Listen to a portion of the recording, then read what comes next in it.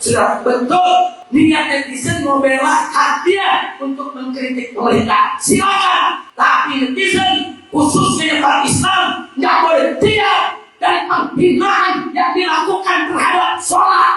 Saya pribadi hanya melihat sebagian-sebagian saja, tapi ada satu yang ingin saya kritisi juga, yaitu ketika materi Panji menyangkut soal fisik, ketika bicara soal wapres, ya. Nah, saya datang dari keluarga yang orang tua saya dua-duanya punya keterbatasan fisik, jadi saya sensitif kalau soal body shaming, ya. Tapi lagi-lagi ini soal etika. Indonesia pernah melihat sosok pemberani yang punya sejumlah solusi, tapi menurut keyakinan saya, orangnya agak-agak berpikir kalau berkomedi, kalau yang iramanya masih gibah, konteksnya masih mengejas orang tuh kita udah mundur. Karena kita lebih pengen berkomedi itu memberi pendewasaan sama penonton. Ketawa lu ketawa ikhlas, memang ketawa karena lucu, bukan komedi itu bukan merasa lu paling pintar terusnya mengejas orang dengan komedi lo, karena itu bukan hukum komedi.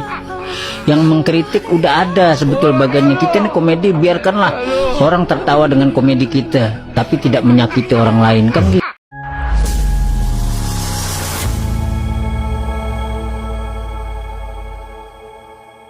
Assalamualaikum warahmatullahi wabarakatuh, saudara-saudaraku sebangsa dan setanah air. Dimanapun kalian berada, semoga kalian selalu dalam kondisi sehat walafiat, ya. Berjumpa lagi dengan saya di Gaspol Update. Kami bukanlah buzzer pihak manapun, kami hanya menyajikan keputusan ada di tangan Anda. Teman-teman, ini ada video yang menurut saya cukup menarik, ya, yakni tentang lanjutan kabar mengenai si komika tidak lucu, ya, yang sekaligus juga tidak laku, yang beberapa waktu lalu senggol sana sini, senggol sana, senggol sini. Saya kira sudah selesai polemik tersebut, ya. Tetapi ternyata semakin kesini semakin banyak yang berspeak up, ya, dan semakin banyak juga yang marah-marah. Terbaru Habib Rizik, saya kira dia marah gitu karena si komika itu menghina visi Gibran. Ternyata dia marah karena komika tersebut dianggap telah menista agama. Kalau tidak salah katanya itu dianggap menghina sholat gitu, ya. Dan bukan hanya Habib Rizik, ya, Yeni Wahid, ya, akhirnya juga berspeak up. Yeni menyayangkan materi stand up komika tersebut, ya, yang mengandung unsur body shaming, ya. Dia mengaku sangat sensitif dengan body shaming karena kedua orang tuanya mengalami keterbatasan fisik. Nah, bagaimanakah videonya dan bagaimanakah respon netizen? Mari kita tonton bersama, kemudian mari kita komentari bersama di bagian akhir video. Ini dia. Sudah betul niat netizen mau bela hak dia untuk mengkritik pemerintah, silakan. Tapi netizen khususnya para Islam nggak boleh diam dari penghinaan yang dilakukan terhadap sholat. Beberapa hari terakhir ini sedang ramai, sudah seorang pelawak melakukan lawakannya dengan menyampaikan kritik-kritik pedas terhadap pemerintah. Tujuannya mengkritik. Sekali lagi kritiknya bagus, lanjutkan, teruskan. Saya juga tidak setuju kalau gara-gara kritiknya dia harus ditangkap, sudah harus diproses hukum. Nggak boleh, saudara. Ya, membiasakan dirilah para pemimpin untuk dikritik oleh rakyatnya. Betul? Tapi ada bagian yang sangat memprihatinkan. Ternyata dalam komedinya, dalam gurauannya, dalam candaannya, saudara, dia bercanda juga soal sholat. Loh, memang kenapa kalau umat Islam mensyaratkan pemimpin itu harus sholat, saudara? Itu kan ajaran Islam. Nggak boleh kita pilih pemimpin yang nggak sholat, haram. dia, sehebat apapun dia, saudara, mempergelar profesor, doktor, hebat pimpinnya, kita tahu dia tidak sholat, haram pimpin. Itu ajaran Islam dan tauhidnya. Jadi kalau orang Islam wajib memilih pemimpin yang sholatnya nggak bolong. Bagus tidak? Bagus tidak? Perlu tidak? Tapi kalau orang Islam jadi kita dia bolong tentang pilihannya, boleh, saudara. Belum itu ditambahin lagi. Sholat itu, saudara, nggak bolong, rutin sholat. Nah, ternyata apa? Masih banyak korupsi, masih banyak yang maksiat, sholat. Ini penghinaan terhadap ayat suci Al-Quran, saudara.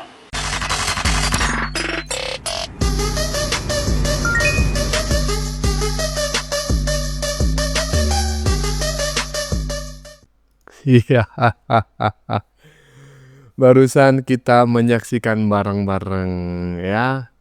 Lagi-lagi Panji dirujak, dikecam ya oleh warga negara Indonesia. Tetapi kali ini bukan terkait penghinaan body shaming terhadap Wakil Presiden Republik Indonesia, melainkan karena dianggap telah melakukan penistaan agama ya, menyenggol-nyenggol tentang sholat. Nah, menurut teman-teman bagaimana ya? Silakan tulis pendapat Anda di kolom komentar. Lanjut. Saya pribadi hanya melihat sebagian-sebagian saja, tapi ada satu yang ingin saya kritisi juga, yaitu ketika materi Panji menyangkut soal fisik, ketika bicara soal wapres, ya. Nah, saya datang dari keluarga yang orang tua saya dua-duanya punya keterbatasan fisik, jadi saya sensitif kalau soal body shaming, ya. Tapi lagi-lagi ini soal etika. Ya, ternyata bukan hanya Habib Rizik ya, dari kalangan ulama begitulah, tokoh masyarakat. Tapi juga suara datang dari Yeni Wahid ya, putri almarhum Gus Dur, Presiden Indonesia keempat ya kalau nggak salah ya. Ya, keempat ya. Dan barusan kita mendengarkan bahwa ya dirinya menyayangkan, apalagi Mbak Yeni ini sangat sensitif terhadap body shaming, mengingat kedua orang tuanya juga mengalami keterbatasan fisik begitu ya. Nah, menurut teman-teman bagaimana? Lanjut. Indonesia pernah melihat sosok pemberani yang punya sejumlah solusi. Tapi menurut keyakinan saya, orangnya agak-agak berpikir kalau berkomedi, kalau yang iramanya masih gibah, konteksnya masih mengejas orang tuh kita udah mundur. Karena kita lebih pengen berkomedi itu memberi pendewasaan sama penonton. Ketawa lu ketawa ikhlas, memang ketawa karena lucu, bukan komedi itu bukan merasa lu paling pintar terusnya mengejas orang dengan komedi lo, karena itu bukan hukum komedi. Yang mengkritik udah ada sebetulnya bagiannya. Kita ini komedi, biarkanlah orang tertawa dengan komedi kita, tapi tidak menyakiti orang lain, kan gitu. Jadi membandingkan kedua komedian ini ya, sangat jauh levelnya. Bang Bopak ini adalah komedian sejati, komedian senior, komedian yang bisa menjaga nilai-nilai ya seni di bidang komedinya, seperti itu ya. Pemikirannya menurut saya sangat luar biasa ini ya. Kalau kita dengarkan tadi ya nasihat atau ya wejangan beliau itu, semoga si Panji ya, si manusia pukimak kepala otong ini bisa mendengar ya videonya Bang Bopak ini. Oke? Dan memang itulah sebenarnya ya nilainya seorang seniman atau komedian ya, membuat hiburan kepada masyarakat ya, tetapi tidak memecah belah, tidak mengadili seseorang kayak itu. Nah, untuk Panji ya, si manusia botak kepala otong, Bukima ya, saya dari dulu nggak tertarik sama manusia ini karena bagi saya sampah ini ya, sampah ya, komedi-komediannya juga sampah, nggak ada nilainya bagi saya ya. Nah, untuk kau Panji ya, kepala otong, kau bilang ya, kita itu meminta solusi dari yang pintar, bukan dari yang berani. Pakai otakmu ya. Banyak juga yang pintar tapi nggak berani, percuma juga ya. Dan tapi sekarang saya mau tanya kamu, Panji Pukima ya, Dulu waktu Pilpres yang kau dukung itu, sepintar apa? Hah? Coba. Apakah dia begitu pintar sehingga dia membuat proyek-proyek ya seperti sumur resapan di Jakarta yang hanya beberapa bulan karena gak fungsi ditutup lagi, ditimbun, yang mengakibatkan sekarang jalan-jalan di Jakarta ini ya semuanya jadi berlubang ya. Apakah dia sudah pintar sehingga dia membuat ya taman air ya, taman jadi parkir air, apalagi KTP angin, kelebihan bayar, apalagi ya, air hujan itu katanya harus ditampung di rumah masing-masing.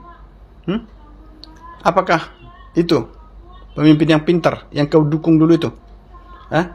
Jadi kau, Panji, menurut saya kau sangat-sangat tidak ya kompeten, tidak punya kapasitas ya, kapabilitas, kemampuan untuk bicara tentang seorang pemimpin seperti KDM, seperti Pak Jokowi ya, yang kau nyinyirin itu. Sebab kau sama sekali ya dibandingkan mereka itu nothing ya. Bahkan saya katakan kau sama sekali ya nilainya tidak ada dibandingkan sama KDM, sama Pak Jokowi, sama Gibran itu ya. Apa yang sudah kau perbuat? Kau cuma nyinyir ya, mentertawakan orang ya. Sedangkan otakmu itu, kepala otong itu isinya jamban ya, Panji ya, Pukimak ya. Jadi kau jangan sok hebat kamu ya. Sebagai seniman ya yang bergerak di seni itu ya, harusnya kau rasional ya, berpikir. Kalau memang istilahnya kau tidak suka ya, bisa elegan tapi tidak menyerang pribadi-pribadi begitu ya, Panji Pukimak ya. Jadi saya jelaskan sama kamu, kau hanya manusia tolol, manusia goblok ya, yang mencoba ya membuat orang tertawa, menertawakan orang lain, sedangkan dirimu sendiri ya adalah orang yang tolol, harusnya yang harus ditertawakan ya. Jadi sekali lagi, kepalamu yang botak otong itu isinya itu jamban ya. Oke, netizen silakan saja di tag PT saya nih ke si Panji Pukimak ini nih. Iya, sebelumnya saya memohon maaf atas kata-kata yang kurang enak didengar ya, yang tidak sesuai dengan nilai etika dan norma-norma yang berkembang di masyarakat yang disampaikan oleh netizen barusan ya. Tolong jangan diikuti ya, dan saya memohon maaf yang sebesar-besarnya. Tetapi apa yang disampaikan saya sangat setuju sekali. Sependapat 100.000 triliun persen ya, dan yang membuat saya terkaget-kaget adalah pendapat dari si Bopak. Cerdas loh bro, ternyata si Bopak ini. Si Bopak ini jauh lebih cerdas daripada si komika koclak gitu. Lanjut. Bacot. Sampai mabok. Kepala saya pusing. Wapres saya kayak anjing. Video tersebut jauh sebelum acara Men's Area ya. Jadi sebelumnya lah ya. Dia lagi-lagi nyenggol Gibran, tapi ya si pengecutnya Panji ini dia memang tidak berani pastinya untuk mengucapkan Wapres Gibran. Tapi di situ dia menceritakan ada presiden yang lagi mabuk begitu-begitu, dan dia marah-marah, lalu presiden tersebut mengatakan Wapres anjing ya, seperti itu. Itu penggambarannya si Panji ya. Saya tahu betul dan memahami orang kalau waras ya, mengerti yang dia gambarkan adalah seorang Gibran. Yang dia katakan anjing ya, yaitu Gibran. Siapa lagi ya? Selama ini bacotan si Panji ini memang selalu mengarah kepada Panji, kalau tidak ya ke Pak Jokowi. Panji sekali lagi adalah seorang yang sangat cerdas ya. Dalam arti cerdas itu gimana? Bukan otaknya yang pintar, bukan. Kalau otaknya dia dongok ya. Tapi cerdas memainkan situasi ya. Yang dimana di saat rakyat Indonesia ini butuh banyak hiburan, butuh banyak candaan, dia pintar mengemas candaan tersebut, humor tersebut diselipit dengan agenda politik ya. Menghina seorang wakil presiden ya, dengan candaan dia yang dia kemas sedemikian rupa. Tanpa menyebut nama seorang wapres pun, nama seorang Gibran, pastinya Panji memahami betul apa yang dia sampaikan akan ditangkap oleh para penonton dan masyarakat. Oh, ini Gibran nih. Jadi silakan buat kalian yang masih percaya dengan seorang Panji, telaah baik-baik setiap apa yang dia bicarakan dan telusuri dulu siapakah dia sebenarnya ya. Sebelum kalian bisa menilai orang ya, Panji ini benar ya. Saya juga bisa mengatakan Panji gak benar karena faktanya seperti itu ya. Iya, betul. kita bisa menilai sendiri-sendiri kan ya, dan penilaian kita itu tidak harus sama dengan penilaian orang lain. Bagi orang lain mungkin apa yang dikatakan oleh si komika tersebut benar, tetapi menurut saya atau mungkin teman-teman semuanya, apa yang disampaikan oleh si komika tersebut tidak benar ya kan. Walaupun tidak menyebutkan nama ya sebetulnya sih nggak apa-apa ya, kalau nggak menyebutkan nama itu memang tidak bisa dijerat secara hukum karena nggak ada namanya. Tapi kita kan sama-sama tahu siapa yang disindir, apalagi yang terbaru. Nah inilah makanya ketika sindiran-sindiran seperti itu dinormalisasi, tidak ada tindakan, akhirnya ngelunjak. Dulu nyindir tanpa menyebutkan nama, nah sekarang nyindir menyebutkan nama, akhirnya apa? Bukan nyindir lagi, tapi menghina. Lanjut. Salah satu yang dibenci lawan politik Mas Gibran itu kalau dikatain, dihina, dia itu diam saja. Dia itu tidak pernah meresponnya atau membalasnya gitu loh. Tidak pernah. Dia itu diam saja. Dia itu terus bekerja. Bahkan dia itu pernah menyatakan, biarkan masyarakat yang menilai sendiri gitu loh. Masyarakat sekarang itu pintar-pintar, bukan bodoh-bodoh. Itu yang dijawabkan oleh Mas Gibran. Dia itu tidak pernah meresponnya. Itu makanya lawan politiknya itu melakukan segala cara supaya Mas Gibran itu merespon tuduhan atau caci maki terhadap dia gitu loh. Tapi dia tuh tidak pernah responnya. Itu makanya aku bilang, kita itu harus menghargai Mas Gibran. Mau gimana pun, walaupun umurnya itu lebih muda dibandingkan kalian itu umurnya itu lebih tua, patut dihargai karena dia itu pemimpin. Dia itu mental pemimpin. Seperti inilah mental pemimpin masa depan Indonesia gitu loh. Kalau misalnya mental pemimpin seperti ini, artinya dia bisa mempelajari ke depannya itu menghadapi masyarakat itu seperti apa gitu. Apalagi menghadapi negara-negara lain itu seperti apa. Mentalnya itu harus kuat. Inilah mental pemimpin. Banyak sekali yang bilang, Mas Gibran tuh kalau diwawancarai dia itu diam saja. Kalau ditanya itu kebanyakan diam.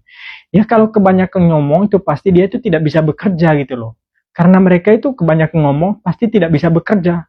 Kalau Mas Gibran beda, dia itu diam, tapi dia itu langsung masuk ke hati. Bukan mendengar telinga satu, buang ke telinga satu gitu.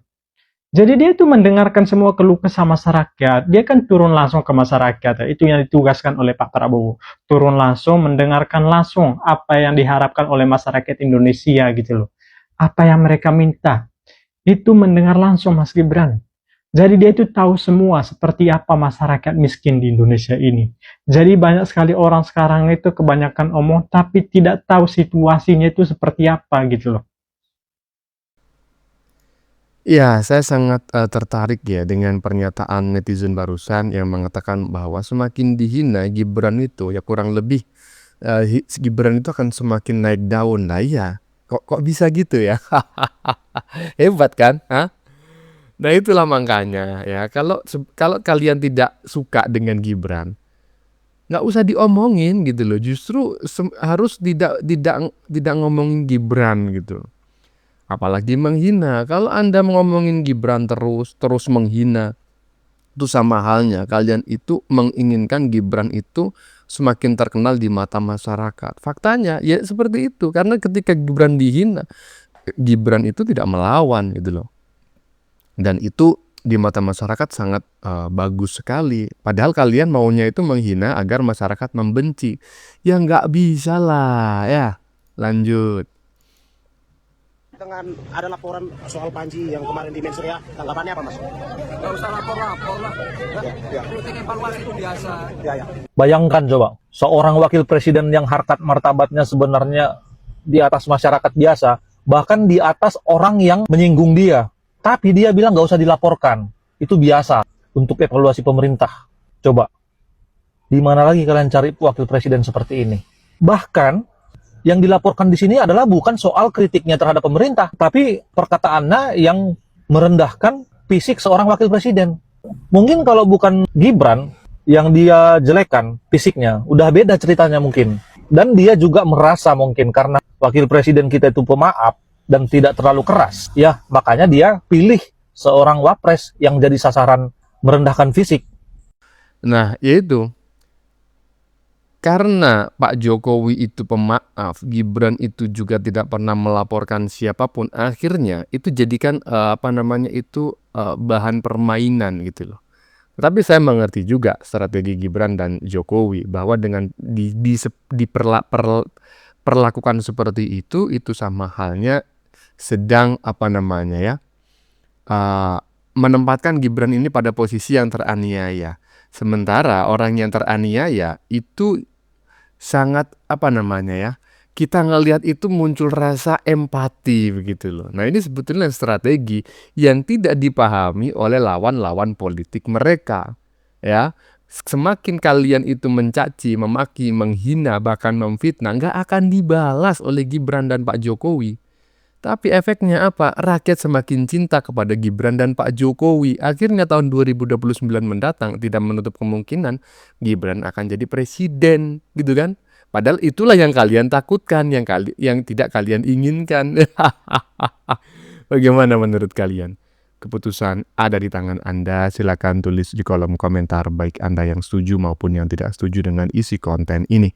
Sebelumnya saya memohon maaf ya jika dalam penyajian konten ini ada kata-kata yang menyinggung, kurang tepat penggunaannya, atau ada data yang dianggap keliru atau salah. Saya memohon maaf yang sebesar-besarnya. Kita jumpa lagi di lain video. Salam NKRI.